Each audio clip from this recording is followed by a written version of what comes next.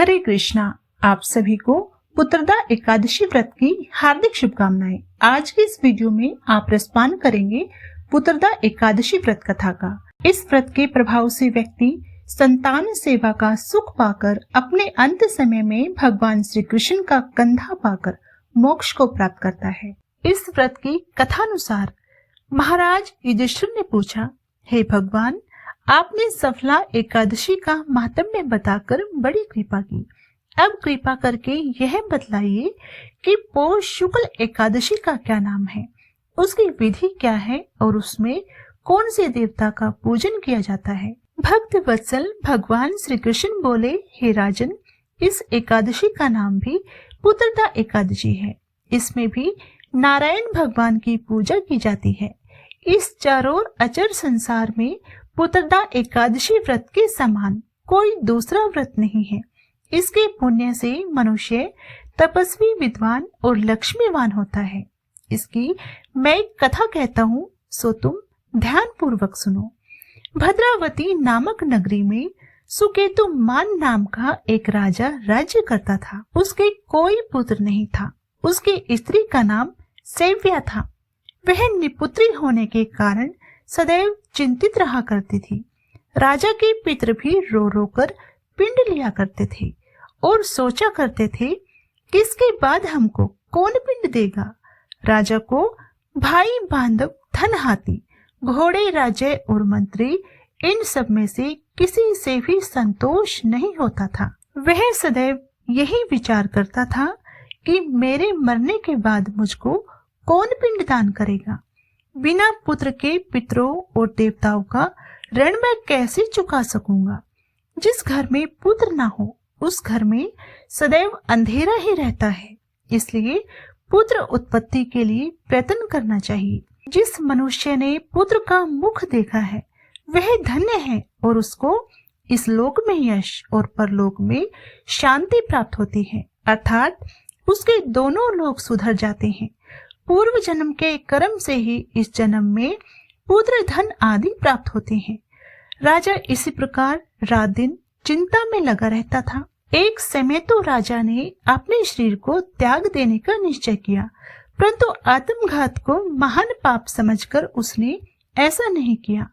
एक दिन राजा ऐसे ही विचार करता हुआ अपने घोड़े पर चढ़कर वन को चल दिया और पक्षियों और वृक्षों को देखने लगा। उसने देखा कि वन में मृग, व्याघ्र, सुअर, सिंह, बंदर, सर्प आदि सभी भ्रमण कर रहे हैं। हाथी अपने बच्चे और हाथनियों के बीच घूम रहा है। इस वन में कहीं तो गीदड़ अपने कर्कश स्वर में बोल रहे हैं, कहीं उल्लू धावने कर रहे हैं। वन के दृश्यों को देखकर राजा सोच विचार में लग गया। इसी प्रकार आधा दिन बीत गया।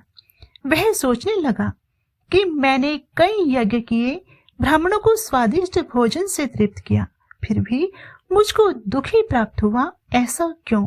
राजा प्यास के मारे अत्यंत दुखी हो गया और पानी की तलाश में इधर उधर फिरने लगा। थोड़ी दूरी पर राजा ने एक सरोवर देखा। उस सरोवर में कमल खिले थे तथा सारंश, हंस, मगरमच्छ आदि विहार कर रहे थे। उस सरोवर के चारों तरफ मुनियों के आश्रम बने हुए थे। उसी समय राजा के दाहिने अंग फड़कने लगे। राजा शुभ शकुन समझकर घोड़े से उतरकर मुनियों को दंडवत प्रणाम करके बैठ गया। राजा को देखकर मुनियों ने कहा, हे राजन, हम तुमसे अत्यंत प्रसन्न हुए। तुम्हारी क्या इच्छा है, सो कहो। राजा ने पूछा, महाराज, आप कौन हैं और किस लिए यहाँ आए हैं? कृपा करके बतलाइए। मुनि कहने लगे कि हे राजन, आज संतान देने वाली पुत्रदा एकादशी है। हम लोग विश्वदेव हैं और इस सरोवर में स्नान करने के लिए आए हैं।